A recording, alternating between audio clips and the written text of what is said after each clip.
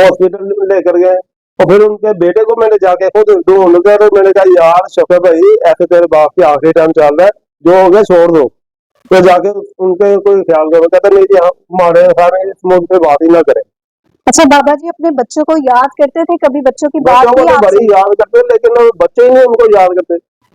बाबा जी ने तो बड़ा याद किया। उसके बाद 4 दिन थे ना जिंदा रहने के लिए, अगर बच्चों ने ये कह देना कि वो मेरी तरफ से मर जाए, वो तो उसी वक्त ही मर गया। ये तो जिंदगी से सांस गिन रहा था कि बस कब मौत आएगी। वरना मेरा ख्याल है कि बेऔलाद ही अच्छा है, ऐसी औलाद में अड़के बैठे जी हमें गालियां दी हैं। गालियां यार गालियां कौन सी बड़ी बात है, बाप देते ही आए हैं। मतलब बच्चों का ये इल्जाम है कि बाप हमें गालियां देता था और बाप ने हमारे लिए कुछ भी नहीं किया। हाँ बिल्कुल ऐसे ही है। 1 साल हो गया मेरे साथ है ना, वो इसी खाने में मेरे साथ मौजूद थे, अच्छा। लेकिन हमने उनमें कोई गलती नहीं देखी। बच्चों के पास भी जाते, मैं 1-2 मरतबा गया बच्चों के पास, उन्होंने कहा जी कि इनको लावारा छोड़ दो। नहीं थे तो कोई फजूल खर्ची नहीं थी, ना चाय ना पानी ना सिगरेट, कुछ फालतू नहीं था, जो मिल गया वो खा लिया उन्होंने। अस्सलाम वालेकुम नाज़रीन, उर्दू 5 के साथ मैं हूं आपकी होस्ट राबिया अली। नाज़रीन, सोशल मीडिया पर एक वीडियो काफी वायरल है जिसमें एक बूढ़ा बाप बिस्तर मर्ग पर बैठा हुआ अपने बच्चों का इंतजार कर रहा है और साथ ही साथ अपने बच्चों से हाथ जोड़कर माफी भी मांग रहा है। लेकिन वो बदबख्त औलाद जिनमें 2 बेटियां और 2 बेटे शामिल हैं, बाप फौत हो गया, उस पर भी जो है वो नहीं आई और बाप को माफ नहीं किया। आखिर क्या वजह थी? बाप से ऐसी क्या खता, क्या गलती हो गई थी कि बच्चों का दिल इस कदर पत्थर हो गया? तो हमारे साथ जो शख्स मौजूद है ये वो है जिन्होंने बाबा इकबाल के साथ आखिरी लम्हात गुजारे, आखिरी वक्त वो इन्हीं के साथ थे। तो इनसे जानते हैं कि आखिर बाबा जी किस शख्सियत के मालिक थे और क्या बाबा जी से इतना बड़ा गुनाह हो गया था कि औलाद आखिर में अपने बाप का मुंह देखने भी ना आई। अस्सलाम वालेकुम। वालेकुम अस्सलाम। जी सर, सबसे पहले मुझे ये बताइएगा कि इकबाल साहब, सबसे पहले उनके लिए दुआ कि अल्लाह उनकी मग़फ़िरत फरमाए। आमीन। तो क्या उन्होंने इतना बड़ा गुनाह कर दिया था कि बच्चे आखिर में उनका मुंह भी नहीं देखने आए? तो बेटा वो उनका तो कोई कसूर नहीं था, लेकिन वो तो सारा कुछ अच्छा करते हैं। अगर उनकी कोई इमदाद के लिए आ भी जाता था ना कि कोई दूसरा यार हो, अगर हम लोगों को भी जरूरत उनसे पड़ती है ना, कोई 200-400, वो भी जो ना हम लोगों को दे देते थे बतौर कर्ज कि वापसी चलो यार अभी आप इस्तेमाल कर लो फिर। लेकिन मेरे ख्याल में उनमें कोई गलती नहीं थी, कोई गलती नहीं उनमें। वो बहुत अच्छे थे। आपके साथ कब तक वो रहे? कितने साल? तकरीबन 1 साल हो गया मेरे साथ है ना, वो इसी खाने में मेरे साथ मौजूद थे, अच्छा। लेकिन हमने उनमें कोई गलती नहीं देखी। बच्चों के पास भी जाते, मैं 1-2 मरतबा गया बच्चों के पास, उन्होंने कहा जी कि इनको लावारा छोड़ दो, हमने नहीं किसी आना। तो वो आप कितने सालों से नहीं जानते थे? मैं भी बदामी पार्क की रहायशी हूँ। मुझे खाने में अब जो मौजूद है ना, तकरीबन 1 साल से मेरे पास रह रहे थे। वो भी इसलिए कि इधर उधर काम ढूंढते फिर रहे थे। मैंने कहा बाबा जी आप कहीं नहीं जाना, आप मेरे मोहल्लेदार हो, मेरे इलाके के, आपने इधर ही सोना है। वो मेरे पास ही सो रहे थे। मतलब वो आपके मोहल्लेदार थे? हाँ जी। तो आप तो उनकी पूरी फैमिली को जानते होंगे? हाँ बिल्कुल। तो कितने उनके बच्चे थे? उनके तकरीबन 2 बेटे और 3 या 4 बेटियां थी। अच्छा। मैं छोटे बेटे के पास भी गया हूँ, यार बाबा जी का आखिरी टाइम चल रहा है, आप आओ आके उनसे बातचीत करो। वो कह रहे थे कि यार इनको ना लावा छोड़ो, मैंने नहीं आपने। वो मेरा बेटे ने बोला? बेटे ने कहा है, शफकत उसका नाम है, वो लंदन में दुकान में काम कर रहा है। वो कहता जी मैंने नहीं जाना उनके पास। तो आखिर में बाबा जी जो है वो उन्होंने आपके साथ टाइम गुजारा, तो उनकी तबीयत किस तरह खराब हुई? जब वो बीमार थे तो बच्चे बेटियों का तो दिल बड़ा नरम होता है, बाप के साथ वैसे ही बड़ा अटैच होती हैं, तो बेटियां आई उनसे मिलने? नहीं बेटियों का तो मुझे नहीं मालूम, लेकिन बेटे के पास मैं खुद गया हूँ। उसने कहा जी मुझे नहीं कहना, बल्कि वो तो ऐसे गा रहा था जैसे मुझे खुद मारने के लिए आ रहा है। अच्छा। आपको बताया किसने जी इस दुकान का? मैंने कहा यार मुझे तो पूछते पूछते मैं तेरे पास आया हूँ, लेकिन वो कहता जी मुझे मेरे साथ बात ही ना करो इस मौजूद से। तो उसने बाप मानने से इनकार कर दिया?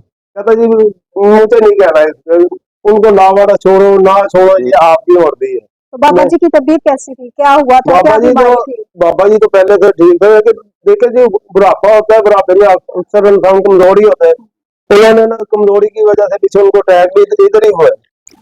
मैं घर चला गया हूँ, घर से जब 1-1:30 बजे फोन आया जी कि बाबा जी को अटैक हो गया। उस वक्त भी मेरे एक टाइम मास्टर था, उन्होंने फोन किया है कि यार आओ अपने बाप को देखो। कहते जी हमें नहीं इतला करनी, मर भी जाए तो हमें नहीं बताना। ये बाप बेटा बेटा बोल क्या रहा है? है? हाँ जी। उसके बाद फिर आपने क्या किया? और फिर उसके भाई को फोन किया, शिवाज को। वो और उसकी वाइफ दोनों फिर हॉस्पिटल में आए। उन्होंने 2-3 दिन देखभाल जितने दिन रहे की है, और फिर घर लेकर गए। उधर भी उनका दिन नहीं लगा। फिर 1-2 माह बाद फिर इधर ही आ गए बाबा जी। अच्छा। और फिर आस्ता आस्ता कमजोरी, कभी बीमार हो जाना, कभी ठीक हो जाना। लेकिन ये लास्ट टाइम पिछले हफ्ते की बात है, दोपहर का दिन था, तो इधर बिल्कुल लाचार लेटे हुए। तो हमारा खाना भी छोटा सा है। मैंने कहा बाबा जी आपको हॉस्पिटल ले जाते हैं। कहते हैं चलो ठीक। हॉस्पिटल लेकर गए, और फिर उनके बेटे को मैंने जाके खुद ढूंढ कर, तो मैंने कहा यार शफे भाई ऐसे तेरे बाप की आखिरी टाइम चल रहा है, जो हो गया छोड़ दो। तो जाके उनके कोई ख्याल करो। कहते नहीं जी हमारे सारे इस मुद्दे पे बात ही ना करें। अच्छा, बाबा जी अपने बच्चों को याद करते थे? कभी बच्चों की बात बच्चों को हुई तो आपसे? बड़ी याद करते, लेकिन वो बच्चे ही नहीं उनको याद करते। बाबा जी ने तो बड़ा याद किया क्या कहते थे अपने बच्चों के बारे में? है। अब देखे जी उनकी गलतियां बच्चों की भी है। और बड़े बेटे ने 2-3 मरतबा कोई गलत काम किया है मार्केटों में, उनके लिए उसकी जगह पे पैसे भी भरे हैं। लेकिन आप बड़ा बेटा कहता है जी कि मैंने ये किया क्या है। और छोटे के पास गए हैं, कहते हैं जी 20 साल हो गए मुझे काम करते हुए, मैंने अपनी बहनों की शादी की। तो बाबा जी ने क्या किया है? बाबा जी ने किधर पैसे दिए? उन्होंने भी घर में ही पैसे दिए ना। वो तो ऐसे कर रहे हैं जैसे खुद ही है ना, इधर पैदा हुए काम पे चले गए। ये तो कोई बात नहीं ना हुई कि बाप ने अगर गालियां भी दी हैं तो यार क्या हो गया। बात बाप तो तो नहीं गाली मारते देती थे। है ना, मारते भी है। लेकिन वो इसी बात पे अड़के बैठे हैं जी, हमें गालियां दी हैं। गालियां यार गालियां कौन सी बड़ी बात है, बाप देते ही आए हैं। मतलब बच्चों का ये इल्जाम है कि बाप हमें गालियां देता था और बाप ने हमारे लिए कुछ भी नहीं किया। हाँ बिल्कुल ऐसे ही है। तो आप तो उनके घर को भी जानते थे, घर तो घर कैसा था? घर तो माशाल्लाह सही था उनका। और बेटियों की शादी किन्होंने करवाई? बाबा जी ने मेरा 2 बेटियों की और 1 बेटे की बाबा जी ने कराई थी। अच्छा, और इसमें जहेज वगैरह? सारा कुछ दी है, तो अल्लाह की हर नेमत दी है उन्होंने। लेकिन फिर भी उनका नाम ही कोई नहीं। वैसे भी है ना, जो बच्चे जब बड़े हो गए तो वो माँ बाप का नाम ही नहीं लेते जी किया गया है। अपनी गलतियों को नहीं देखना कि हमने क्या किया है। अच्छा, बाबा जी की बेटी जो है उनका मैसेज काफी चल रहा है, काफी वायरल है। उसमें उन्होंने कहा कि हमारे बाप ने हमारे लिए कुछ नहीं किया, और दूसरी शादी की दूसरी औरत की वजह से मुझे, मेरी माँ को और मेरी बहनों को छोड़ के चला नहीं गया। ये तो झूठ है। हमारे पास अब भी, मेरे पास साल हो गए रहते हुए, और इससे पहले भी मैं जानता दूसरी शादी का नामो निशान नहीं है इनका। अच्छा। अफवाह उड़ी है तो वो कुछ कह नहीं सकते, लेकिन शादी का हमारे सामने कोई तस्करा भी नहीं हुआ कि मैंने दूसरी शादी की है कि नहीं की। इस मौजूद पे कभी बात ही नहीं। अच्छा अजीम साहब, जैसे कि आप उनके पुराने मोहल्लेदार भी हैं, उन्हें काफी सालों से जानते हैं और आपने यहाँ उन्हें रखा, यहाँ काम भी करते हैं। नाजरीन आप देख सकते हैं कि पीछे मशीनें लगी हुई हैं, और वो उनकी उम्र जो है वो 80 तक उनकी उम्र थी, और 80 साल के होने के बावजूद वो मेहनत मजदूरी करते थे। जो शख्स इस उम्र में भी मेहनत मजदूरी करता है और खुद मुख्तारी के साथ जिंदगी गुजारा है, क्या वो अपनी जवानी में, जब उनके बच्चे छोटे थे, क्या वो अपने बच्चों को भीख मांगने के लिए छोड़ देते थे कि तुम लोग अपना खुद करो? ये वही शख्स था। जो ऐसे शख्स होते हैं वो उस वक्त भी मेहनत करते हैं और अपने बच्चों के लिए पालते हैं। इस उम्र में भी उन्होंने वही काम किया था। तो आप उनके पुराने मोहल्लेदार हैं, तो आप बताइएगा कि वो किस तरह के थे, उनका रहन सहन कैसा था? बेटा वो तो काम के मेहनती आदमी थे। तो कोई फजूल खर्ची नहीं थी, ना चाय ना पानी ना सिगरेट, कुछ फालतू नहीं था। जो मिल गया वो खा लिया उन्होंने। लेकिन अगर मैं तो, हमें जरूरत पड़ गई ना, मेरे पास काम कर रहे हैं, तो मैंने कहा ना बाबा जी आज पैसे नहीं है, आप देखो मार्केट से नहीं मिले, आप कल ले लें। उन्होंने कहा कोई बात नहीं यार, अगर और चाहिए ले लो, मेरे पास जितने हैं ले लो। और वही पैसे इकट्ठे करने, फिर वो फिर अपने बच्चों में दे देने। लेकिन मुझे तो ये नहीं समझ लग रही कि वो उनके बच्चे कहते जी हमारे लिए किया कुछ नहीं। अच्छा, जब आप उनके छोटे बच्चे के पास गए बेटे की तरफ, तो बेटे, ये वाकई बेटे ने बोला कि ये हमारा कुछ भी नहीं लगता? बेटा नहीं, उन्होंने ये तो नहीं कहा कि हमारा कुछ नहीं लगता। कहता जी मेरी तरफ से ना, आप हॉस्पिटल में उसको लावारिस छोड़ दो, हमें नहीं बताना, मरता है मरे, लेकिन हमें नहीं ये कहना। बेटे के ये अल्फाज है। बेटे छोटे शफकत के पास है। ये शफकत ने खुद मुझे कहा जी इनको ना छोड़ के आ जाओ। मैंने कहा यार मैंने काम की तरफ तवज्जो देनी है, अपने घर की तरफ तवज्जो दूं या हॉस्पिटल जाओ?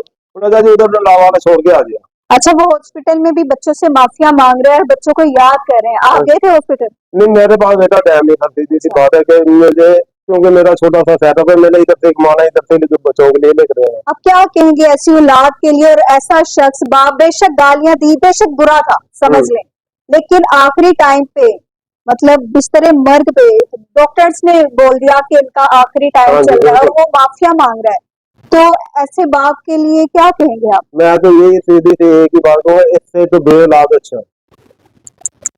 क्योंकि बच्चे की तकलीफ अगर उसके पास 4 दिन थे ना जिंदा रहने के लिए, अगर बच्चों ने ये कह देना कि मेरी तरफ से मर जाए, वो तो उसी वक्त ही मर गया। ये तो जिंदगी से सांस गिन रहा था कि बाद कब मौत आएगी, वरना मेरा ख्याल है कि बेऔलाद ही अच्छा है, ऐसी औलाद से। बहुत शुक्रिया।